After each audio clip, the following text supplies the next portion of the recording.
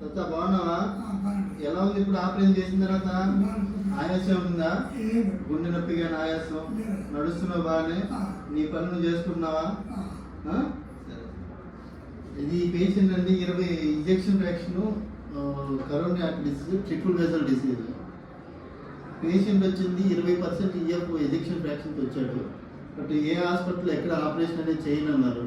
చేస్తే మేము రిస్క్ తీసుకుని ఆపరేషన్ చేసాము. ఎజెక్షన్ వ్యాక్సిన్ 20%, ఐఎంపీ సపోర్ట్ లేకుండా, సిపిబి లేకుండా ఆపం బైపాస్ 20% ఈఎఫ్ చేసాము. పేషెంట్ 5వ రోజు డిశ్చార్జ్ అయిపోయాడు. అయిపోయిన తర్వాత మంచిగా ఇప్పుడు 2వ రివ్యూకి వచ్చాడు. ఆయన పనులు ఆయన చేసుకున్నాడు. చిన్న చిన్న పనులు కూడా చేస్తున్నాడు.